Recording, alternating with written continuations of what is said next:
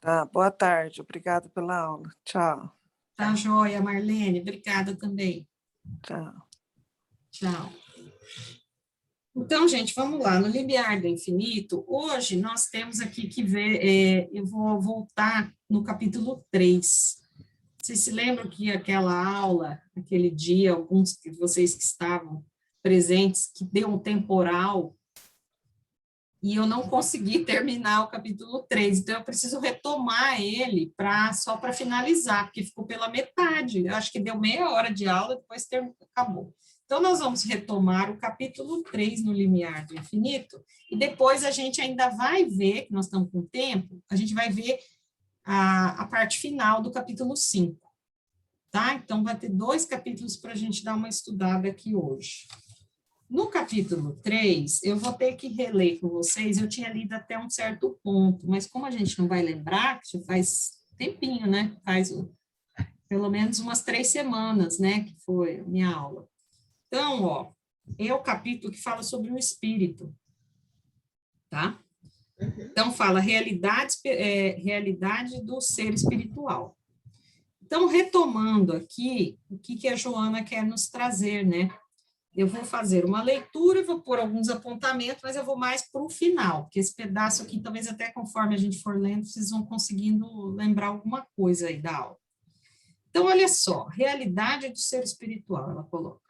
Nada que justifique na atualidade as conceituações já ultrapassadas em torno dos espíritos. De um lado, permanece teimosamente as aferradas negações que decorrem do materialismo, reduzindo o ser, a inteligência, ao absurdo capricho do acaso, e, por consequência, sem caráter de sobrevivência após o desgaste do turbilhão celular. Então, para o materialista, que ela está falando, é como se nós aparecêssemos assim, a gente nasce, né, do útero materno, vamos dizer assim, tem aquela vida e depois tudo se acaba, né? Não tem, é só um acaso, um capricho do acaso, né? Você vive aquela vida ali, você está aqui por um acaso, né? Então, assim, não tem nada mais profundo a se entender da existência humana, simplesmente aquele momento ali, aquela vida ali e pronto, acabou também, não tem mais corpo, acabou, né?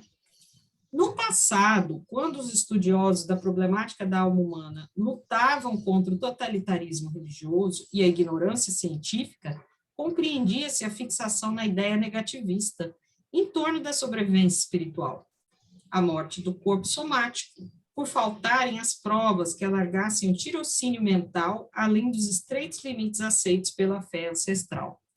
Então, o que ela está falando? Na verdade, depois que a doutrina espírita surgiu e que os túmulos começaram a falar, né, que na verdade os mortos, né, voltaram a se manifestar, então começou a se ter provas, começou a conseguir se comprovar essa existência da alma após a morte do corpo somático.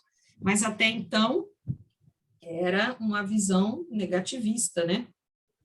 Não se acreditava as imposições, né, esse totalitarismo religioso, própria ignorância científica, então não se admitia essa sobrevivência aí, né?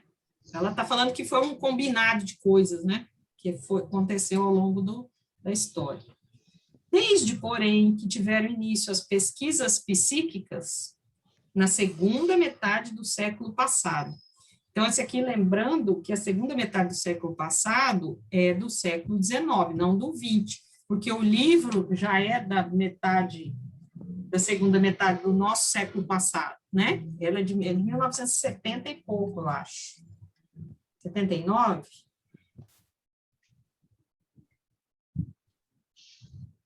Não? Uai, aqui no meu... 76. 76, né? É isso mesmo. Então, o que ela está falando? Aqui o livro está em 1976, então o século passado era 1800, né?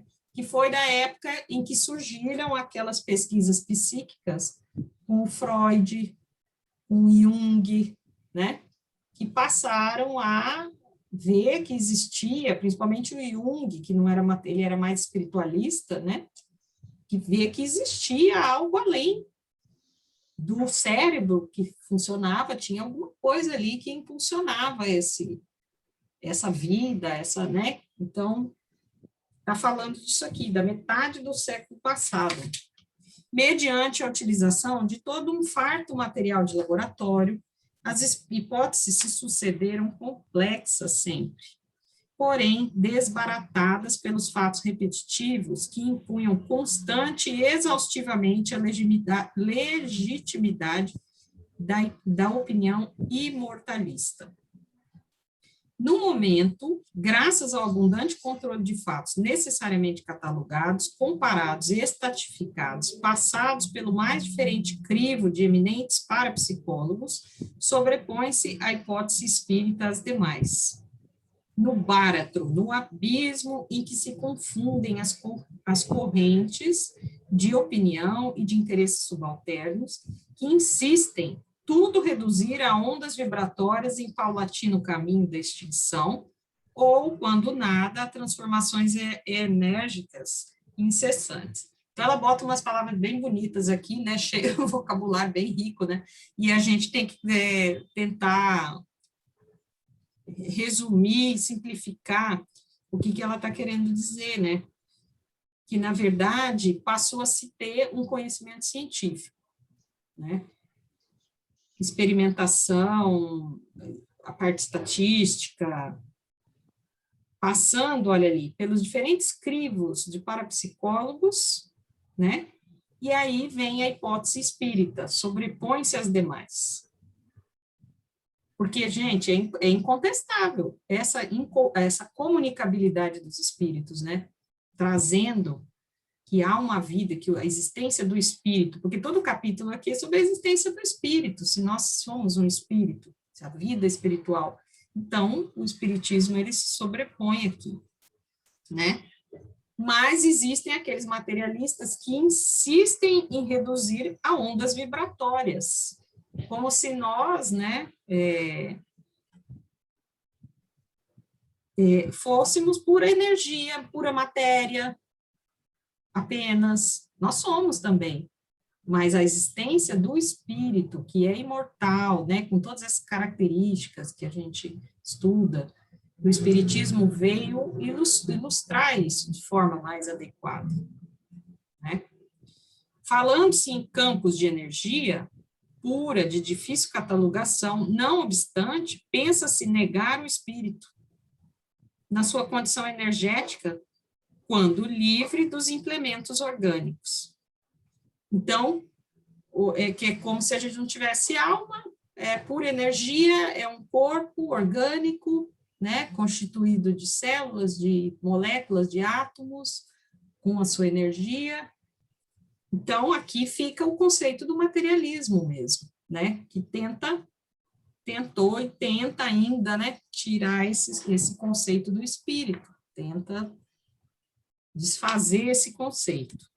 Além dessa desconcertante posição opinativa, permanece a decadente teoria sobre o espírito, mediante a qual lhe atribuem faculdades divinatórias, fantásticas e sobrenaturais. E pede para ela falar. Tá? Oi, eu ouvi algo, acho que é da Malu. Ah, tá. Estava aberto aí, né? Então, olha aqui.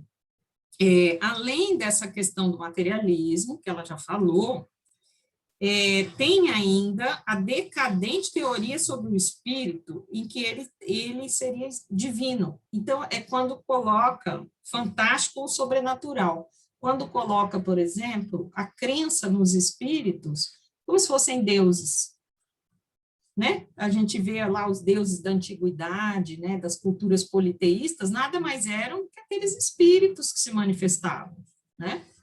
Então, colocava-se acreditava-se que o fato, eu estou aqui, aí eu desencarno, eu viro um espírito, eu passo a ser uma deusa, vamos dizer assim, né? As pessoas passam a acreditar às vezes, os fenômenos, né, que aconteciam, mediúnicos, que apareciam, E aí aquelas culturas colocam como se fossem deuses, né? Ó, não precisa ir muito longe, né, gente? Se a gente for pensar, não tem aquela impressão assim, muita gente que quando morre alguém, né, aí fala, não, ele era um santo, começa assim, endeusar a pessoa como se o fato dela desencarnar, dela estar no mundo espiritual, né, virou espírito, pronto, virou outra coisa, né, que nada mais é do que, na verdade, a gente sabe que é tudo que a gente carrega aqui, né, que a gente vai levar para lá. Então, tá falando disso aqui também. Por mais se expliquem aqueles que preferem o conceito fantasioso quanto à realidade do ser espiritual, de tal forma se encontram suas mentes aferradas às ideias inexatas que se bloqueiam à razão, não aceitando a claridade da lógica nem do equilíbrio. Então, você não consegue convencer que aquele lá que eu estou orando, que eu estou louvando, né? Na verdade, é um espírito, não é nada divino, né? Se a gente for ver também, eu lembrei dos santos, né? Os santos católicos, né? Enfim, os que eram canonizados, né? Que a própria Igreja Católica, né? Que tem os santos, vamos imaginar assim, né?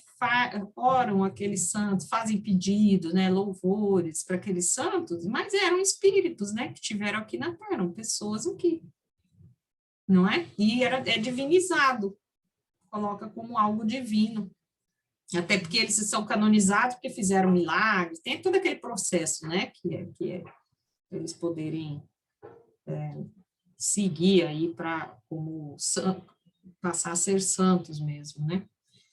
E aí, então, ela coloca aqui, ó, aplicam-se a transferir aos espíritos poderes e sucessos, responsabilidades e consequências dos acontecimentos da vida, transitando ainda pelas faixas da mitologia, que é essa faixa de fantasia, de uma criação mental de algo que não existe, né? Em que se comprazem, distantes de uma reflexão libertadora, de uma ação lúcida. Então, às vezes, prefere-se, é quase como uma fuga, né, gente? Você ficar imaginando coisas, criando coisas, situações acerca de um espírito, de uma personalidade, de um ser, qualquer um que esteve aqui, que agora está no mundo espiritual, ou uma manifestação mediúnica, às vezes até de um espírito que é mais inferiorizado, né? E você considera, olha, né? É uma resposta, recebi uma resposta, é o meu, né, meu guia, ou é meu santo, ou é meu, não é? Então, ela está falando sobre isso. Qual é a realidade do espírito? Né? Uma opção lúcida, uma reflexão libertadora, o entendimento do que é o espírito, né? Do que somos nós como espírito. Então, ela traz bem para a realidade aqui, né? Agradam-se com o culto externo e estão sempre aptos a enxertos cômodos nos postulados relevantes, que lhe exigem mudança de atitude mental, negam-se ao esforço e elaboram conceituações acomodatícias a que se submetem com tranquilidade.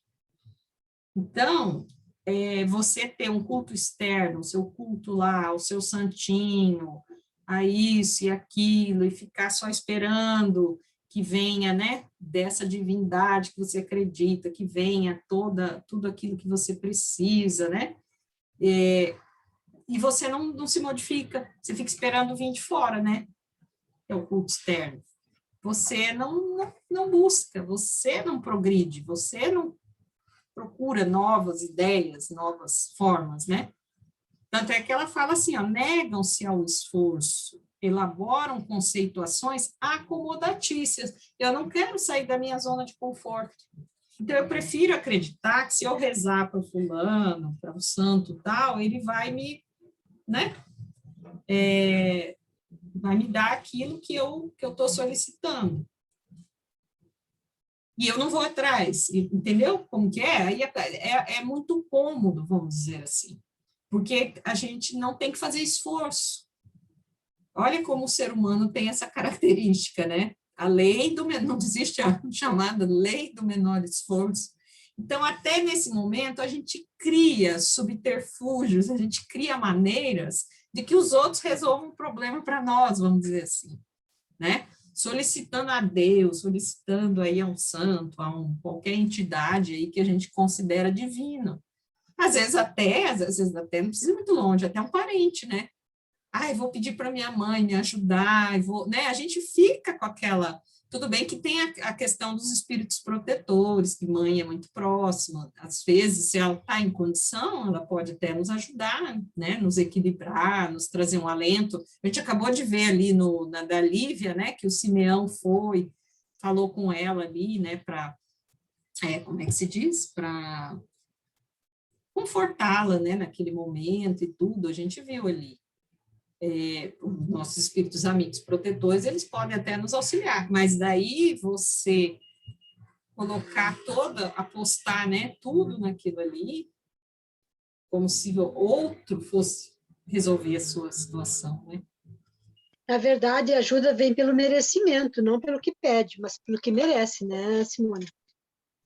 E aí a gente tem que fazer por merecer, vamos dizer assim, não tem aquele buscar, né, do Evangelho, né, pedir e obtereis, né, buscar, mas é através do trabalho, né, não tem como vir de forma, assim, de graça, como você está falando, não, né, tem que ter um merecimento, quer dizer, você tem que construir. Então, você botar a existência dos espíritos e colocar com esta visão, é isso que ela está trazendo, é muito cômodo, né, é até uma fuga da realidade, na verdade, né, se a gente for ver. Aí ela continua assim, ó, outro mais, por atavismo incompreensível, em considerando o tecnicismo e utilitarismo da época, detém-se na informação de que não se devem envolver com almas de outro mundo, de cujo cometimento sempre se colhem frutos de decepção, quando não de desequilíbrio que domina como loucura irreversível.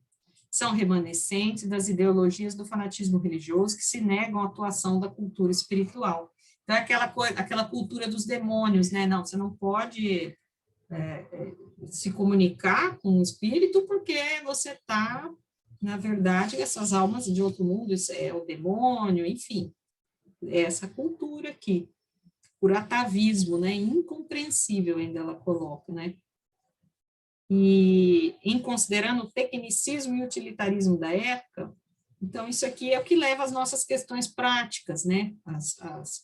O tecnicismo, a forma, a nossa forma de vida prática, né? Do trabalho, das coisas como o homem hoje tem tecnicismo, a gente poderia, e utilitarismo, a gente pensar na vida prática mesmo, as coisas que a gente tem, que veio com industrialização, que veio com a própria informática, com tudo isso, né? Então, tem essa cultura aí também. E, só que ainda preso a esse conceito aqui, né? Que não se pode envolver com as almas do outro mundo. Alguns ingênuos permanecem na problemática em termos de que são os espíritos seres tão imateriais que, inconcebíveis, catalogam como fantasmas, correspondendo tal atitude aos anseios íntimos. Temem-nos,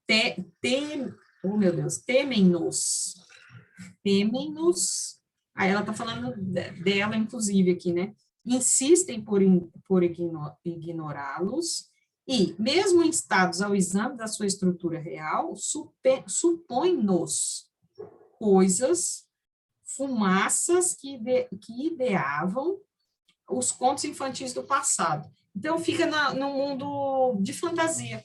Eu crio na minha cabeça a visão do espírito como um fantasma, né? Uma coisa de contos de história infantil. É isso que ela... E fica com medo, né? Casa mal assombrada. Eu acho que remete muito a isso daí, né? Casa mal assombrada, ali tem fantasmas, são pessoas que morreram, são espíritos.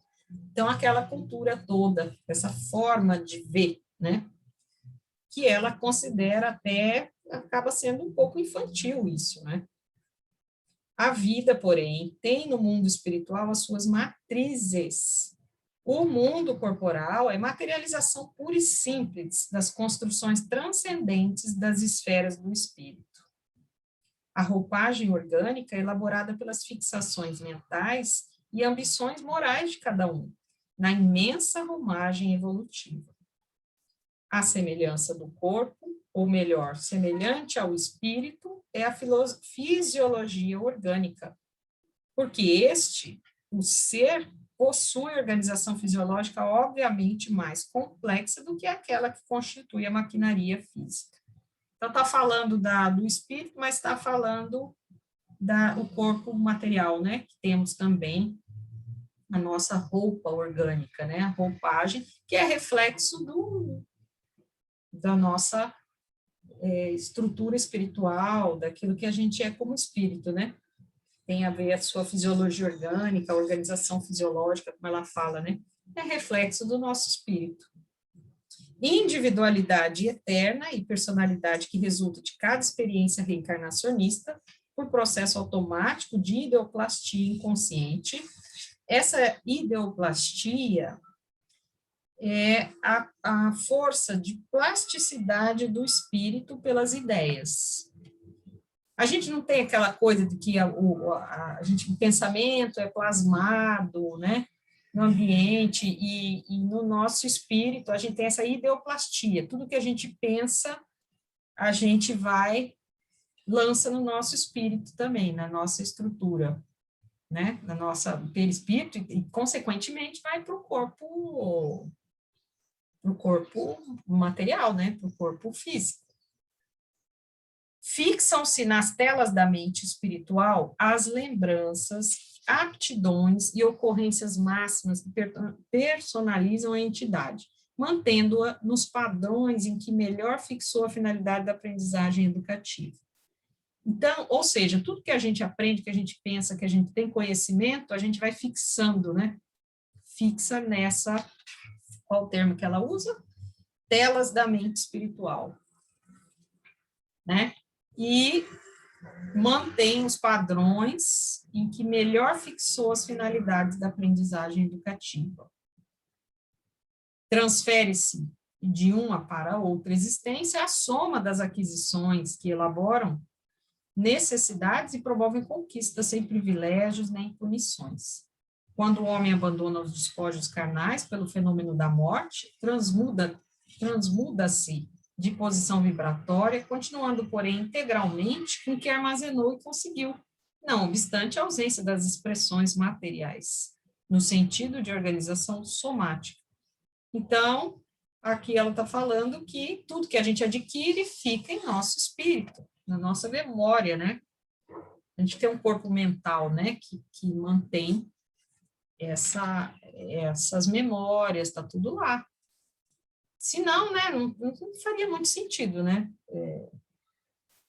Os conhecimentos, as experiências que a gente adquire, a gente vai manter, transfere de uma para outra existência, né? E, inclusive, as necessidades do nosso espírito, para progredir, por exemplo, né? Então, tudo isso permanece no espírito. Vamos dizer, são habilidades, são capacidades que o espírito tem, né, de manter tudo isso aí. Não se perde, né? Ó, aí ela coloca aqui uma coisa bem interessante, nem Deus, nem demônio. Porque a gente não viu lá atrás que em algumas culturas, você falar com os mortos, você está falando com o demônio, né? Ou divinizando, né? Divinizando como se fosse um deus, aquele espírito passou a ser um deus, né? E ela coloca assim, nem capacidade mirabolante, sobrenatural de tudo poder, nem tampouco a imprudência tônica demoníaca, que a tudo e todos atenazar, quer dizer, incomodar, né, ou destruir.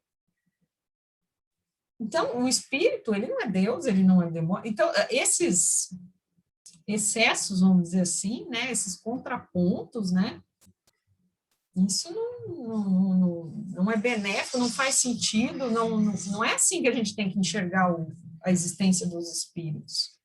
É isso que ela traz. Até porque nós mesmos, cada um de nós, né, a gente temos as nossas coisas divinas, as nossas capacidades, as nossas habilidades, temos as nossas inferioridades, né? Então, assim, nem uma coisa nem outra. E também não tem essa habilidade mirabolante, de poderoso, né? O espírito fez isso, o espírito fez aquilo. Nenhum outro culto, senão o da amizade, da gratidão em orações e pensamentos salutares, também receio de natureza alguma. São os espíritos, olha aí a colocação dela, nossos irmãos na marcha da evolução, semelhantes a nós todos, melhores uns, a esforço próprio, menos bons outros, atormentados outros mais, desencarnados ou encarnados, sob a guarda e inspiração da divina misericórdia de nosso Pai. Ou seja, tudo a mesma coisa, né? Não é porque ele está encarnado ou ele está desencarnado, a condição não muda, né? O espírito é um espírito. São nossos irmãos na marcha da evolução. Isso é bom a gente, às vezes, parar para pensar, né? Somos irmãos, né? Somos todos criados aí por Deus, até quando a gente tem aqueles irmãos que estão, que a gente considera, assim, que tem aquelas patologias, que fazem atrocidades, né? Cometem coisas terríveis contra o próximo, né? Então, a gente fica... sim, nos dá um sentimento muito, às vezes até pode vir uma revolta, né? E a gente tem que lembrar que são nossos irmãos, né? Todos nós somos irmãos. O pior dos piores, do assassino em série, aquelas psicopatias, né? Aqueles problemas seríssimos, são nossos irmãos, né? Cada um com uma caminhada meio tortuosa, nossa também, nosso caminho também, né? Mas são nossos irmãos. E aí há o sentimento fraterno, né, que a gente precisa ter olhando para todos os espíritos, né? Aí ela vai terminando aqui o capítulo falando assim, ó, és um espírito em labor aquisitivo, em prol da própria felicidade, tua vida são tuas bênçãos, teus sofrimentos. Tem em mente que procedes da esfera espiritual, a verdadeira, e que a ela retornarás. É outro conceito muitas vezes difícil da gente absorver, que a nossa pátria, né, espiritual, né, a nossa matriz é espiritual e que o nosso mundo real é espiritual. Que aqui é transitório, né? Parece que é difícil absorver essa ideia, né? Que aqui parece que nós aqui é tudo aqui, a gente não consegue, né? É bem complexo isso aqui para nós. Enquanto, acho que pela própria densidade do corpo que nos envolve, né? Em que estamos inseridos, melhor dizendo, a gente fica com a noção de que a vida é isso aqui que vivemos, e não é, né? A esfera espiritual é a verdadeira, né? É para lá que a gente vai retornar. Então, faze desse modo o melhor que possas no ensejo que desfrutas para promover a ascensão que persegues, deixando na terra plantadas as sementes de amor e luz, porquanto, graças às necessidades da evolução, a ela retornarás em futuros renascimentos, defrontando amanhã o que hajas encimentado desde agora. Esse mundo, a gente nem pensa nisso, né? Mas tudo que a gente cultiva agora, né? É um mundo que depois é para nós mesmos, né? Tá melhor, se a gente consegue construir um mundo melhor agora, quando a gente reencarnar, nós vamos nos encontrar nesse mundo, nesse mesmo mundo. Então, a gente está construindo um mundo para nós mesmos, né? Não te descures, ou seja, não te descuide, né? Porque ignorar um fato de maneira nenhuma altera a sua legitimidade, qual ocorre em torno da indestrutibilidade do espírito, que é imortal. Ou seja, porque ela fala, não adianta você ignorar, não acreditar que o espírito é imortal, porque isso não altera a legitimidade disso, a realidade, né? É só o seu pensamento, né? E aí, gente, eu não sei se vocês querem fazer algum comentário, alguma coisa aí. ela traz uma reflexão que eu acho que, na verdade, sempre cai naquela ideia amorosa, né, que a Joana traz, da nossa conduta, né, de que temos que sempre fazer o bem, ó, deixar as nossas sementes plantadas, né, as sementes de amor e luz. Então, ela sempre cai nisso, né, de como a gente tem que, como nos portar, como observar as coisas, né. E aí, nós temos aqui para finalizar hoje ainda o capítulo 5, que a Marli iniciou semana passada, então nós vamos pular para lá.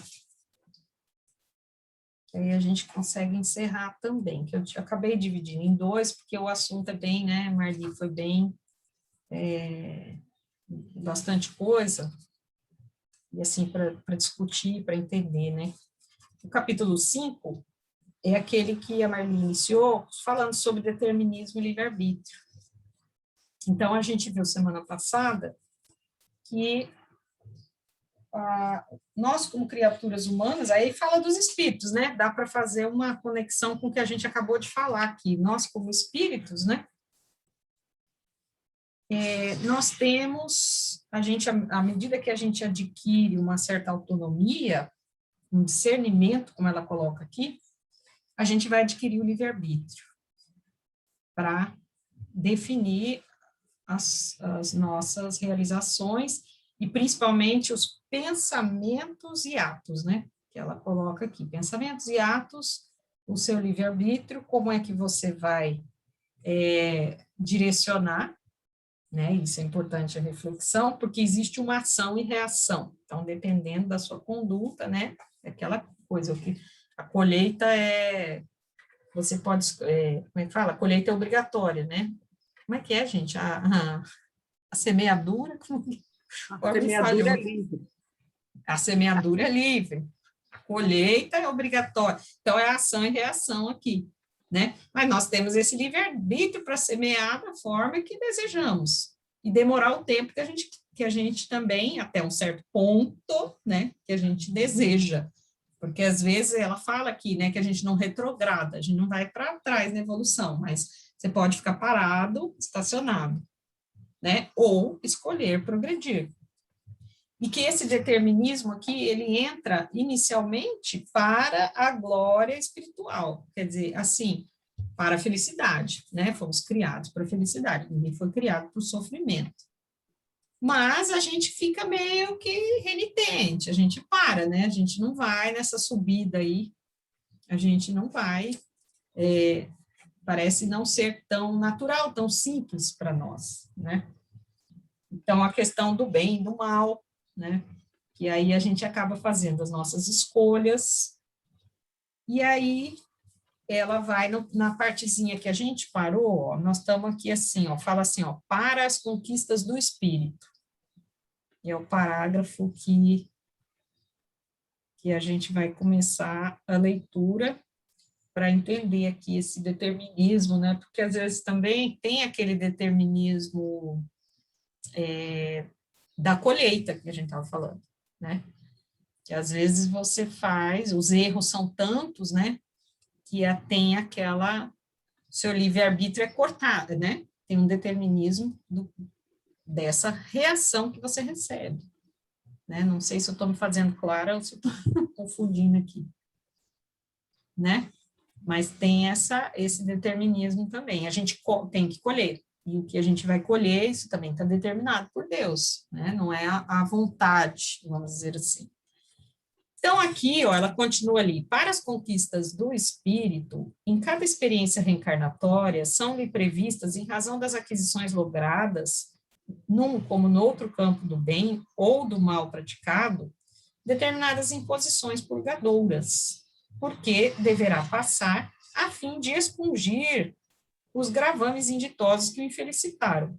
Nunca, porém, em caráter absoluto. O determinismo ele é flexível, com raras exceções, que sempre são examinadas, coordenadas e alteradas pelos responsáveis nos processos reencarnatórios, dos que demandam a terra em aprendizagem edificante e libertadora.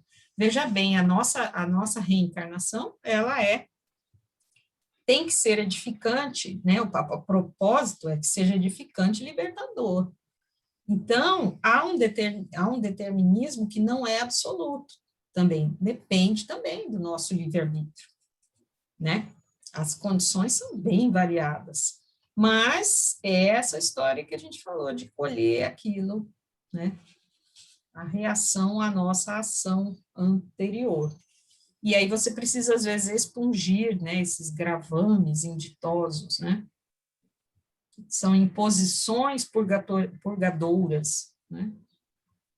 Nos mapas das experiências humanas, graças às mudanças de comportamento dos reencarnados, olha que legal isso daqui, é a nossa opção aqui, o nosso consolo. A mudança de comportamento dos reencarnados, em decorrência do seu livre-arbítrio, são alterados com uma assídua frequência. Sucessos e socorros, dores e problemas programados, abreviando-se ou concedendo-se moratória, a vilegiatura daqueles que se situam num como no outro campo dessa ou daquela necessidade. Veja como é flexível. O determinismo, é que ela fala antes, né? O determinismo é flexível. Então, dependendo do nosso comportamento, a nossa mudança pode, em decorrência, a nossa mudança, graças ao nosso livre-arbítrio, pode alterar, e ela fala que é com uma assídua frequência, é bem frequente alterar isso aqui, alterar o período que o indivíduo era para morrer, para desencarnar, ele fica mais tempo na Terra, né? Então, tem várias concessões, né? Sucessos e socorros, né? Então, tudo isso vai... Oi. E aqui daquele exemplo clássico que a gente sempre fala, daquela pessoa que veio programada para perder um dedo e perdeu uma falange, devido ao... Quer dizer, ela perdeu o braço, não era? O braço, o dedo, sei lá, e perdeu uma falange de um dedo. Tá. Né? Então, você vê que ela trabalhou de tal maneira que ela interferiu nesse determinismo, vamos dizer, né? Quer dizer, eu fiquei sempre, quando eu estava estudando isso aqui, eu acho que essas duas ações, tanto o determinismo como o livre-arbítrio, a gente, a todo momento, ele pode ser alterado e convive ao mesmo tempo, não é determinismo. A ação e reação, né? Elas funcionam quase que no mesmo tempo, né? Você pode fazer uma ação que vai interferir numa reação que já estava programada, né? Para o bem ou para o mal, né? Pode até agravar também, né? De repente... Eu acho que até as coisas que a gente pensa, né, Marli? Os nossos pensamentos, muitas vezes, eles podem emitir uma vibração que pode nos comprometer também, até, né? Ela fala em pensamentos e atos aqui, né? Dessa ação e reação, né? Então, a gente tem essa escolha, a gente tem livre-arbítrio, tem opção, mas, como você falou, é o tempo todo. Porque tem até uma lei da física aí, né? Ação e reação. Tem uma lei, a física funciona nisso aí, né? É uma questão energética, né? Material também. Então, vai vir uma reação, vamos dizer assim, né? Dependendo da sua ação, vai vir alguma reação, algum tipo de reação. Aí ela coloca assim, ó, jamais olvidar, esquecer que as leis que regem a vida são de amor, embora a base da justiça que se assenta na misericórdia do nosso Pai Criador. O que parece determinismo infeliz e que resulta nas chamadas desgraças terrenas, os desastres, desencarnações inesperadas, enfermidades, abandono, sofrimentos, pobreza de forma alguma, são infortúnios reais. Antes, processos metodológicos de disciplina moral para os calcetas, os devedores inveterados, mediante os quais são advertidos pelas forças superiores a fim de que se voltem para os deveres nobres e se recomponham perante a consciência e o próximo que espizinham e subalternizam. Os infortúnios são os atos que levam a tais correções e não os medicamentos providenciais para a catarse, para a purgação, né, dos descalabros, que seriam os danos cometidos das sandices perpetradas. Então, mesmo esse como Deus é de amor, né, a gente começando por esse raciocínio, como Deus é um Deus de amor, a lei dele é de amor, e até mesmo esse determinismo infeliz, a gente sabe, né, que não vai pelo amor, vai pela dor. Então, é nesse caso aqui, que é uma disciplina moral, é uma necessidade, né? Isso vai fazer bem, né? O que parece tão ruim, tão desastroso, tão sofrido, vai fazer bem para o indivíduo, né? E é a correção, né? É a correção que a gente precisa. E às vezes você só vai despertar ali, né? Numa enfermidade, um sofrimento muito grande. Como auxiliares valiosos do livre-arbítrio, possui o homem o discernimento, a razão, a tendência para o bem, a irresistível atração para a felicidade. Contra ele estão o passado espiritual, o atavismo animal, a preferência ao erro como decorrente do hábito, do comodismo a que se prende. Olha só, né? Ela explica que a gente erra, faz sempre, comete mesmo os erros por comodismo. Lembra aquela história que a gente estava falando de sair da zona de conforto, né? Isso é importante a gente ter em mente, né? A gente não se acomodar, ficar na mesma situação, porque isso nos leva até, ó, como ela fala aqui, preferência pelo erro. Fica naquele comodismo, você sempre assim, sempre fiz assim, vou continuar agindo assim. Um comodismo, né? Então a gente tem que despertar, olha como a gente tem que estar aberto também a novas ideias, ouvir, né? Ouvir, ler, se interessar por coisas novas, por coisas diferentes, para a gente analisar, a gente tem que ter essa flexibilidade quanto espíritos, né? Para não cair nessa situação aqui, que fica no erro, sem perceber, às vezes por ignorância mesmo, né? A fim de que não se demore por tempo imensurável no erro, as leis sábias determinam-lhe as experiências dolorosas que funcionam como técnicas de avaliação das conquistas morais para o seu crescimento, sua evolução. Então, nós vamos ser testados, nós vamos ser provados para ver se a gente saiu do erro, né? Se a gente consegue sair do erro, se a gente consegue avançar. Por isso, né, as provas, expiações aí, né? Espírito algum conseguirá marginalizar-se indefinidamente, entregando-se a si mesmo. Quando a sua opção infeliz o embrutece e a vilania, né, as ofensas, o amarfanha, o abate, vai alcançado pelos impositivos do progresso e, através de penosas, santificantes expiações, desenvolve as superiores aptidões inatas, com que desdobra as asas da santificação, alçando o voo rumo do progresso. Então, a lei de progresso, ela está sob nós. Então, a gente consegue ficar parado muito tempo, vai vir alguma coisa que vai mexer com a gente, vai nos cutucar. Nós vamos ter que sair da zona de conforto, do comodismo. Então, isso é natural que aconteça, esse processo. Por isso que é bom que a gente mesmo busque, né? Que não fiquemos inflexíveis, presos na mesma ideia, peraí, vamos ouvir, não que você vai acreditar, sair fazendo aquilo ali, mas você tem que estar aberto a sugestões, a novas ideias, uma visão mais ampla, né? Às vezes você vê quantas palestras, essas lives que a gente assiste, que parece que amplifica um pouco mais a nossa forma de ver, o nosso entendimento, né? Então, isso é importante. Porque a lei de progresso, ela faz isso também, ela está nos impulsionando. E para que a gente entenda e consiga absorver, né, essas santificantes expiações, né, essas situações difíceis que a gente vai passar, esses sofrimentos. Então, é importante que o nosso espírito adquira essas capacidades, né, porque se a pessoa ficar lá, turrona, não quiser, não quero, não mudo, né, eu nasci assim, como é que era da novela da Gabriela, né? Bom que todo mundo aqui, não sei se todo mundo lembra, né? Mas é uma novela antiga, né? Eu nasci assim, como é que é? Eu nasci assim, eu não lembro agora, assim. Como é que é, Cida? Fala aí. Nasci assim, eu morri assim, vou morrer assim, e vai continuando, porque ela não quer mudar.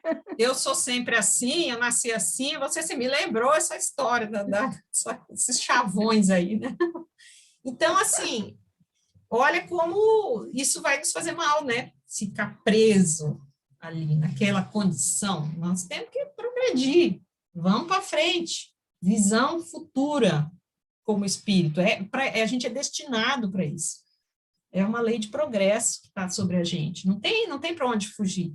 É rumo aqui, alçando voo, rumo ao progresso. Então, redescobre, reencontra o prazer do bem, de que se divorciara, e anela, né? Abraça pela emoção da mais facilmente recuperar-se, pela emoção de mais facilmente recuperar-se, do que resultam as comovedoras provações que solicita, nas quais se agiganta, ganhando redenção e lecionando coragem aos enfraquecidos. Na luta, aos combatidos no esforço reabilitador, tal a conscientização de que se faz portador na ânsia de ser ditoso. Graças aos esforços despendidos e aos triunfos logrados após as sucessivas provações vitoriosas, granjeia mérito para as tarefas missionárias que o trazem de volta à terra, que dignifica e abençoa com estoicismos comoventes e abnegações insuperáveis. O estoicismo é uma prática filosófica, né, do Zenão de Cício, é de antes de Cristo, isso aqui, é 335 a 264. E tem algumas características, e que Jesus também é dito estoico, né? Ele tinha esse comportamento, essa forma, que seria a imperturbabilidade, escrevi aqui agora, não tô, aceitação do destino de forma resignada, você ficar imperturbável, com aceitação do destino. Gente do céu, sim, extirpação, eu pus minha letra aqui, não estou conseguindo ler, minha própria letra. Extirpação das paixões. Então, esses três conceitos têm a ver com o estoicismo, né? Então, ela fala aqui, fazer esforços após as sucessivas provações, granjeia mérito para as atividades missionárias que o trazem de volta à terra, né? Então, a gente vai adquirindo tudo isso que dignifica e abençoa com estoicismos comoventes e abnegação insuperáveis. A gente tem que se fortalecer nesse processo todo aí, né? Você quer falar, Cida? Pode falar. Eu quero, porque ontem eu fui ao posto, né, que eu pertenço à rede lá, né, eu vou todo mês buscar remédio para pressão, e uma doutora, já aposentada, vai lá, pega o violão e canta música para as pessoas despertarem, quer dizer, você vê que nem é religião. Ela cantou, ninguém queria. Foi difícil. Para você ver, ela quer implantar agora que é o mês dos homens, né? Então, ela fala como é difícil. E ela é minha amiga, eu conheço ela há muito tempo da Santa Casa. Ela falou, Cida, isso não é religião, eu sei que você é espírita. Eu não estou praticando religião, estou tentando pôr musicoterapia na saúde. Você vê como quer mudar a cabeça das pessoas. E as pessoas não aceitam. Então, você vê, não é só na religião, como Joana está falando, é no dia a dia. Eles querem, para evoluir, mesmo que não busque a Jesus, mesmo que não queira, né? Então, tentando fazer despertar outro ser mais leve, mais tranquilo. Você sabe que ali no SEIBem, ali da Afonso Pena, aquele maiorzinho que tem ali, perto ali da Rio Grande do Sul, aquele SEIBem ali, ele tem uma moça, tá? Toda vez que eu já fui lá tirar sangue e tudo, fica uma moça lá, tocando e cantando. Gente, a coisa mais linda. É uma paz, invade uma paz, a música traz paz. né? Mas as pessoas não querem. Tem muita gente, é aquela coisa de, eu tenho que correr, eu tenho que trabalhar, eu tenho que fazer não sei o quê, eu tenho isso, tenho aquilo, eu tenho filho, eu tenho que levar para a escola, eu tenho que fazer comida, eu tenho que limpar a casa, eu tenho que trabalhar, eu tenho, sabe? Sempre tem algo que não para um minuto para apreciar a paz que te invade com uma música. Com certeza, são práticas assim inovadoras, né? Coisas boas, diferentes. Por que não aceitar? Por que não buscar conhecer, né? É buscar aquela entender. Coisa que falou, né? Eu sou assim, eu nasci assim, vou morrer assim. É isso. Né? É síndrome de Gabriela. Então, assim, a pessoa não quer progredir, não quer melhorar, né? Não, assim, fica resistente, aquela, né? Depois a gente vê isso no mundo espiritual. No mundo espiritual é complicado, aqueles espíritos empedernidos lá, né? Aqueles com uma dificuldade muito grande, inferiorizados demais. Então, ele não quer sair daquilo ali. E ela fala que é por comodismo. Olha só. É interessante chamar isso a atenção da gente, né? Que a gente fica no erro. É a zona de conforto, né? É a zona de conforto. Você não... É comodismo mesmo. Porque você entra naquela zona de conforto e você se acomoda ali e não quer sair nunca. E aí tá no erro, por exemplo, continua no erro, né? E isso se prejudicando, e vai ter uma lei de progresso, aí vai vir coisas aí para você, porque tem que te tirar daquela zona de... Uma hora você vai ter que sair da zona de conforto. Então, não adianta, entende? E por isso que a gente tem que ser flexível, aberto. Porque vai chegar uma hora que você vai ser impulsionado. Você vai adiar isso até quando? Não é? Então, eu acho importante a gente ter essas noções, né? Porque muitas vezes a gente nem para refletir muito. E a Joana, ela traz, né, todo esse conteúdo aí importante, e aqui dentro do determinismo e do livre-arbítrio, né? Vamos ver mais um pouquinho? Nosso tempo está quase acabando, acho que vou fazer uma leitura aqui, mas aí a gente comenta um pouquinho mais no final. Muitos deles não se permitem alegrias enquanto não reconquistam os que ofenderam, refazendo o caminho ao seu lado, oferecendo-lhe ventura sobre a dor e alegria além do lago das lágrimas. Para tanto, mergulham no corpo somático em sublimes anonimatos, dotados de elevados valores que brilham no lodo em que aqueles se movimentam, salvando as antigas vítimas ainda intoxicadas pela revolta e pela vingança. Somente após alçá-las, elevá-las ao planalto da esperança e resgatar diretamente com elas os erros, não obstante já se hajam lapidado e enobrecido perante a vida, é que partem noutros rumos. Esses são os missionários, né, tentando elevar a gente, né, um Bezerra de Menezes, por exemplo, né, que vem pegar todo mundo, não, eu não vou embora para outro, né, enquanto eu não levar todo mundo, eu vou ficar aqui, né, então é desse trabalho que ela está falando, né. As provações, portanto, espontaneamente aceitas, representam conquistas, ajuste entre os números tutelares e os espíritos que se reencarnam, consubstanciadas no livre-arbítrio destes. As expiações são as terapêuticas cirúrgicas enérgicas, ásperas, impostas pelo determinismo das leis para o bem, daqueles que se deixaram colher nas malhas do egoísmo desvairado, das loucuras descabidas, da insensatez demorada. Justapõem-se, interdependem-se e extrapolam-se num abençoado programa que objetiva a felicidade e a paz dos homens. Os pensamentos, portanto, os atos, são os agentes responsáveis pelos sucessos e desditas, que pesam na consciência de cada criatura. Tá aí o ponto no pensamento e no ato. O que haja acontecido de mal não se encontra consumado, desde quando reluz a oportunidade da recuperação. Então, sempre vai ter uma oportunidade de se recuperar, de se regenerar, né? É verdade que o tempo urge para ser aproveitado e que não volta nas mesmas circunstâncias, com semelhantes requisitos e em iguais condições.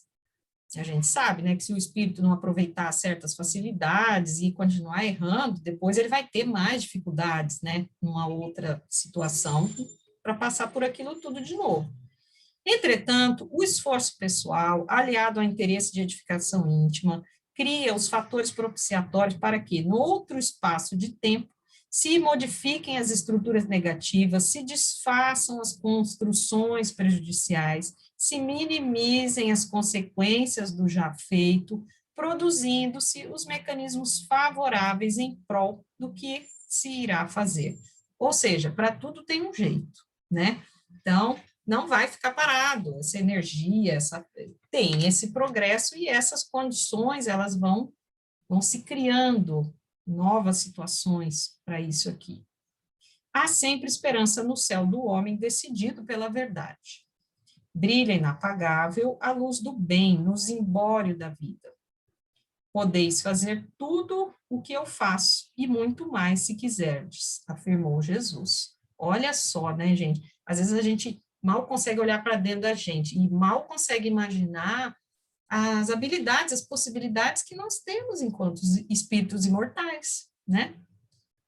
Olha, fala de Jesus, podeis fazer tudo o que eu faço e muito mais, se quiserdes, porque Jesus também é um espírito, né? Então, nós temos as mesmas características, só que vamos ter que ir progredindo, vamos ter que ir chegando lá, né? Mas as nossas possibilidades são imensas, a gente nem conhece, né? Tudo aquilo que a gente é capaz de fazer, de realizar, o quanto a gente é capaz de amar, né? A gente ainda não sabe. Embora a destinação de glórias imprevisíveis, que estão reservadas a todos, a decisão de fruí-las hoje ou mais tarde dependerá de cada ser, nunca esquecendo que o reino dos céus é tomado de assalto, pertencente àqueles que se resolvem romper com a indecisão, a incerteza e o comodismo. Olha ela aqui no comodismo de novo. Os quais avançam com um timorato amor, quer dizer, um amor firme, vigoroso, né? Numa livre opção para colimar o determinismo das leis divinas. Então, você junta o seu livre-arbítrio e vai em direção a esse determinismo no momento em que você lança, se projeta, se coloca, né? Olha aí, ó, você tem que romper a indecisão, as suas incertezas, as suas dúvidas, os seus conflitos. É uma verdadeira libertação isso aqui, né? Para chegar nesse reino, né? Por isso é tão difícil para nós, né? Porque às vezes o que a gente precisa é se libertar de nós mesmos, né? Daquilo tudo que está aqui, os atavismos. Imagina a gente como espírito milenar, quanta coisa a gente viveu, quantas experiências, o que a gente carrega na nossa estrutura espiritual. Está tudo isso na gente, é complexo, é bem complexo. As frustrações, os sofrimentos, né? Está tudo aí, e a gente tem que se libertar, a gente tem que sair, né? E movimentar isso aí tudo. E ela fala de novo do comodismo, achei interessante que a gente acabou pescando bem aí essa situação, né? E não adianta ficar mesmo, não adianta se acomodar. Tem que botar energia para frente. Energia é movimento, é ação, né? Então, nós não fomos feitos para estagnar. Mas tem pessoas que você não consegue, você fica ali, fulano, tem que mudar, olha isso, olha... Não adianta, não, uma coisa assim, sei lá, que fixou naquilo ali, que não tem quem... Você pode tentar de tudo para empurrar, mas a pessoa não vai. Porque aí depende de cada um mesmo, acho que aí é um processo, cada um que tem que decidir, né? É o livre-arbítrio, né? É o livre-arbítrio. Cabe a cada um, porque você já viu aquela expressão que você não consegue ajudar quem não quer ser ajudado? Às vezes a gente tem a maior da boa vontade, né?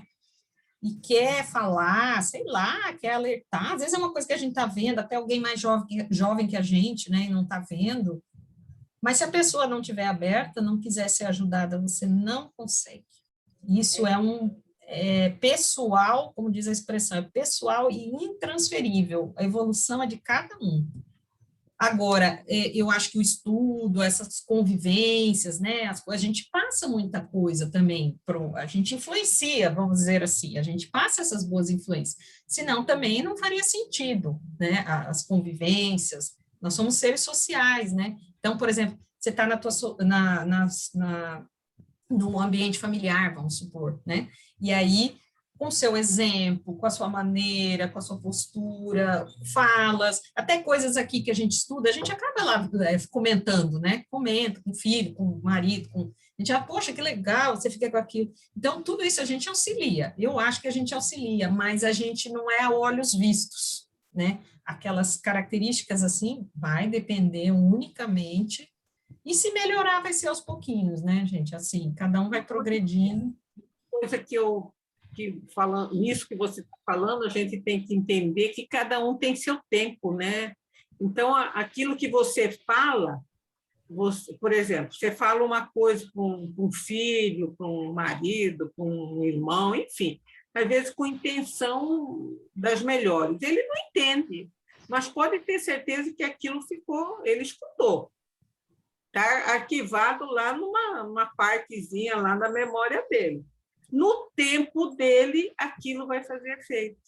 Então, eu acho que o que a gente tem que entender é esse tempo que é diferente para cada um de nós, mesmo as pessoas que convivem diariamente com a gente, né?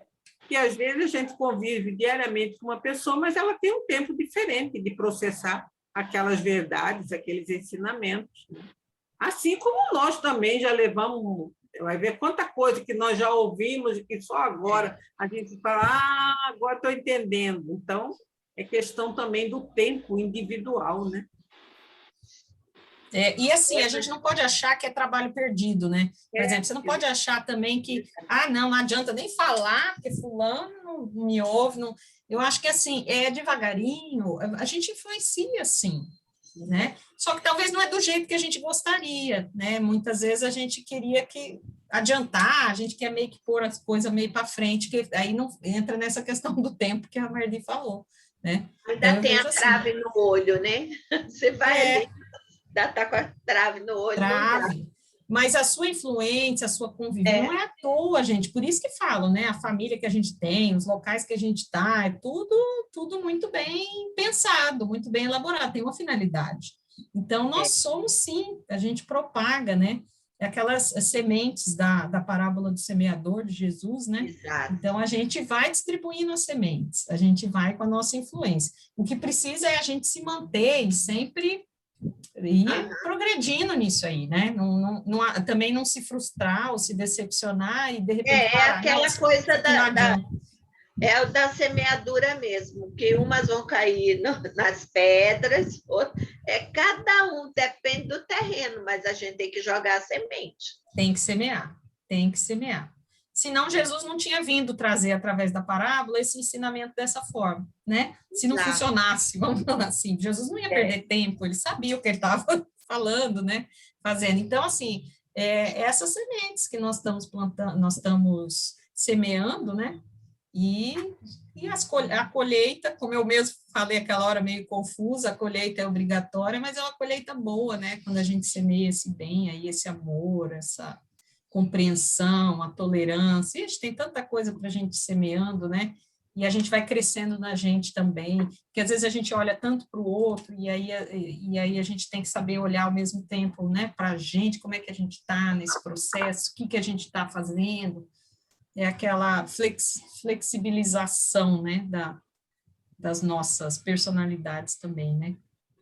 Exato. Então, alguém quer falar mais alguma coisa, gente? Sei. Precisamos de alguém para fazer a prece. Pensei na Malu. Posso fazer. Você faz, Malu? Faço. Prece para nós? Então, tá bom. Faço sim. Vamos serenar nossos corações, nossas mentes, agradecendo a Jesus pela oportunidade de estarmos reunidas, Pai, para esse estudo de Emmanuel, de Joana, que tanta reflexão nos deixa para esse dia, para o fim de semana, pensarmos, Senhor, refletirmos sobre a nossa evolução, sobre a evolução da nossa família, dos nossos amigos, porque precisamos semear as tuas palavras que deixaste para nós, sabendo que há terrenos que não florirão, Pai, mas é porque ainda não é o momento. Como tu também viestes, semeando, e quanto de nós não escutamos, Pai, não florimos, mas estamos, Senhor, procurando caminhar nessa estrada do teu amor bendito, da tua paz, em busca do nosso reino, o reino do Pai Celestial, que nos aguarda. E deixa, Pai, que paguemos com prestações a perder de vista. Só temos a agradecer por tudo que temos recebido hoje, pelas bênçãos, não só para nós, mas para todos os nossos familiares, amigos, para a humanidade. E te pedimos, Pai, que permaneça conosco, hoje e sempre. Graças a Deus. Isso. Graças a Deus. Pronto. Gente, obrigada. Beijo para todo mundo. Foi ótimo. Sempre bom.